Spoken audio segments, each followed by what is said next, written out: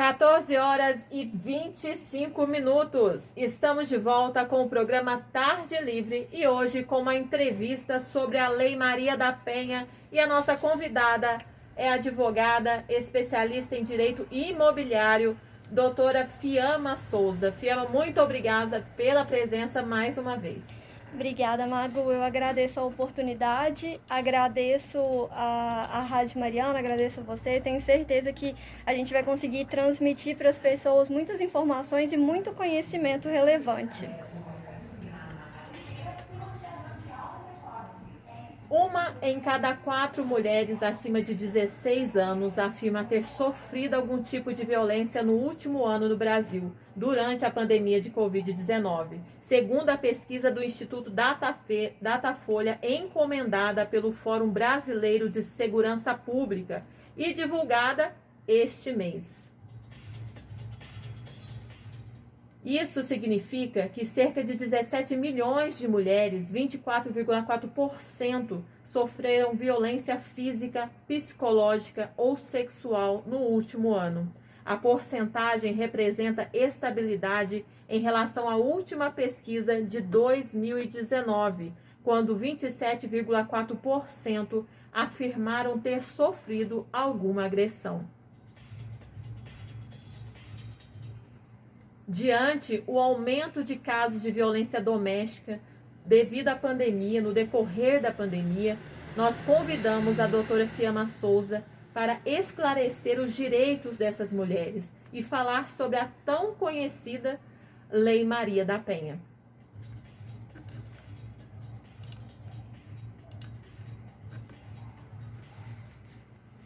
Doutora, para a gente iniciar essa conversa, o que é a Lei Maria da Penha?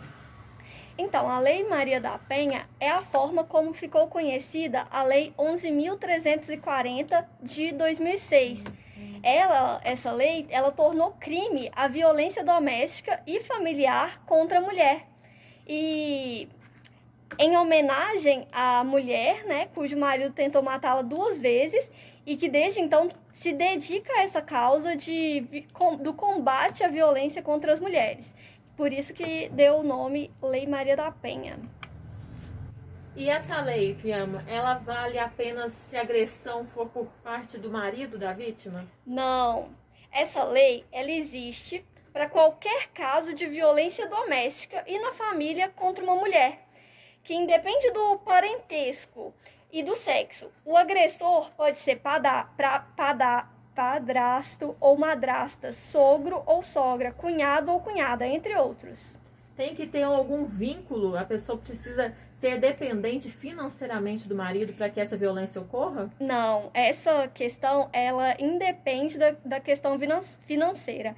Ela é realmente por causa de ser mulher. Tanto que a gente tem vários exemplos de advogadas, promotoras, de médicas, pessoas que trabalham, que têm uma independência financeira, mas ainda assim se submetem a esse poder patriarcal do homem. Nós recebemos uma questão aqui muito interessante, que pergunta: vale para casos em que a agressora também é uma mulher? Então, a gente teve essa questão polêmica aplicada pela Justiça do Acre, que disse que sim, a lei é aplicada para casais de mulheres e transexuais que se identificam como mulheres em sua identidade de gênero. Mas é uma questão ainda bem polêmica, mas a Justiça lá do Acre definiu que sim, a Lei Maria da Penha pode ser aplicada para casais de mulheres e transexuais. E a Lei Maria da Penha, ela também se aplica, ela vale quando a vítima de violência é um homem? A regra é que não valha, porque a lei foi feita para defender a mulher. Só que a gente tem algumas decisões em que a lei foi aplicada para proteger homens da violência de mulheres, inclusive no STJ, que julgou um caso de violência do filho contra o pai.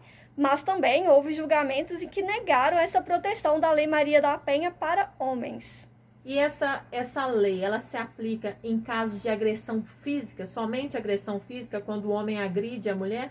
Então, essa lei, ela dispõe sobre 5 formas de violência. A violência, a agressão física, que é um tipo de violência, né, a violência física, para violência psicológica, para violência sexual, para violência patrimonial e para violência moral. Quando a gente está falando de violência psicológica, a gente tem, por exemplo, o isolamento da mulher, o constrangimento, a vigilância excessiva. E quando a gente está falando de uma violência sexual, é aquele homem que força a sua esposa, a sua namorada, a sua filha, né? Quando a gente está falando de estupro, a ter uma relação sexual não desejada por meio da força. Forçar um casamento, impedir que a mulher use métodos contraceptivos. Tem também a violência patrimonial, que é destruir o lar da mulher. Quando durante uma briga, o marido começa a quebrar televisão, quebrar prato, geladeira, ou então subtrair os bens, os recursos econômicos da esposa, né? Da mulher. E a violência moral, ela vai para qualquer conduta que configure uma calúnia, uma difamação, uma injúria.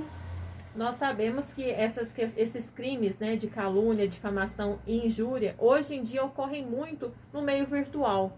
É possível alguém ser condenado por agressão em meios eletrônicos, como redes sociais, e-mail, entre outros? Então, a lei, ela prevê isso, né? Ela prevê essa violência psicológica. E há casos de condenação por publicação de pornografia de vingança, em que o casal, né, mantém fotos, vídeos de o corpo nu, assim, por autorização mesmo. E quando chega ao fim o relacionamento, por vingança, o namorado, o ex-namorado, o ex-marido, ele expõe, ele publica essas fotos da mulher em rede com o intuito de humilhação, de menosprezo. E aí, para essa condenação, a gente vai analisar se existiu uma violência, se existiu um crime de alguma forma dentro da Lei Maria da Penha. Você utilizou o conceito, né, vamos dizer assim, de violência psicológica. O que seria essa violência psicológica descrita pela Lei Maria da Penha?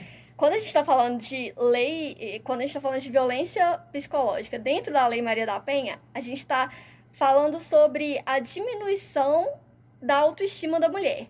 Quando o homem começa a falar, mas ninguém vai te querer porque você é feia, só eu gosto de você, você não é boa o suficiente, a gente está gerando um dano emocional. E aí a gente está prejudicando, perturbando o desenvolvimento dessa mulher. A gente está degradando a autoestima dela de uma determinada forma que depois ela não vai conseguir mais nem procurar ajuda. Também tem aquela violência psicológica em que o homem controla as ações, seja vigiando, seja colocando alguma forma de ameaça. Se você for em tal lugar, vai ter alguém te vigiando.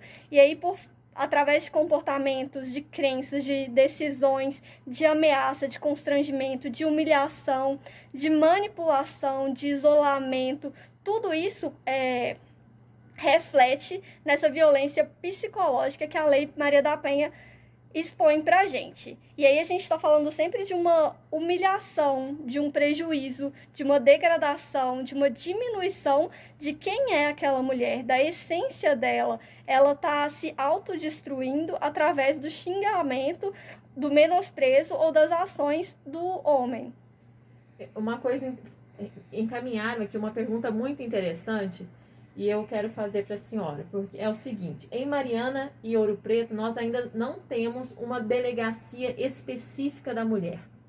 E a pessoa pergunta o seguinte: é preciso obrigatoriamente fazer a denúncia em uma delegacia da mulher? Elas funcionam 24 horas por dia? Aqui em Mariana a gente ainda não tem essa delegacia da mulher. Em Ouro Preto, eu não sei se ainda foi colocado em prática, mas tem o projeto de construção dessa delegacia lá. Eu não sei a que pé anda exatamente, mas essas delegacias, elas não funcionam 24 horas por dia. A gente tem sim o plantão da Delegacia de Polícia Civil, que é a Delegacia de Ouro Preto, que funciona 24 horas, mas não é a Delegacia da Mulher. Os crimes contra a mulher, eles não precisam ser denunciados exclusivamente nas delegacias de defesa da mulher. E elas não funcionam 24 horas. o crime pode ser denunciado em qualquer delegacia. A delegacia da mulher, ela foi criada para ter uma proteção a mais, porque a mulher já vem com todo esse sofrimento e com essa diminuição que um homem causou nela, e aí ela vai ser atendida perante outros homens dentro de uma delegacia comum. E aí a gente vê que isso acaba fazendo com que ela se cale, com que ela não tenha coragem de falar, e que às vezes passe até por outras humilhações dentro desse atendimento, porque a gente vem de uma sociedade patriarcal. Então, a vítima, ela pode se dirigir a qualquer delegacia que esteja aberta e depois pedir que o caso seja transferido para uma das delegacias de defesa da mulher. Muito interessante. No caso, né, o agressor, ele sempre vai ser preso? Por quanto tempo ele pode ficar preso? A mulher, ela tem essa segurança de que ele vai se manter distante dela? Como que funciona isso? Infelizmente, não é assim que funciona. Existem várias críticas, eu tenho até particularmente várias críticas em relação a esse agressor que vai continuar solto e que provavelmente vai voltar para a mesma casa. Mas a primeira medida, geralmente, é a aplicação da medida protetiva, é o deferimento dessa medida protetiva, como manter uma distância da vítima, o afastamento do lar, entre outras. O agressor, ele pode ser preso, e ele será preso se houver a condenação com base na lei, ou se o agressor descumprir as medidas protetivas. E aí estão proibidas as penas pecuniárias em dinheiro, como uma fiança, uma multa, cesta básica. As penas, elas vão de 3 meses a 3 anos de detenção. E como que se obtém a medida protetiva? E por quanto tempo ela dura? Depois de apresentada a queixa na delegacia de polícia ou na justiça, o juiz ele tem o prazo de 48 horas para analisar a concessão dessa proteção. E a medida ela vai durar o tempo que for determinado pelo juiz. E o que acontece se esse agressor violar a medida protetiva e se aproximar da vítima? Ele vai estar descumprindo a medida protetiva. E aí o juiz ele pode decretar a prisão preventiva desse agressor. Para a gente fazer um balanço, né, doutora? A senhora citou os tipos de violência, né, que estão estabelecidas pela Lei Maria da Penha, que é a violência matrimonial, que é a violência psicológica, a violência física. Qual orientação a senhora passa para essas mulheres que nos escutam neste momento e que muitas vezes elas têm um medo de fazer uma denúncia, é até aquele medo não só da agressão, mas do julgamento das pessoas, que a gente sabe que muitas vezes a nossa sociedade, ela julga sem conhecer muitas vezes o fato, né?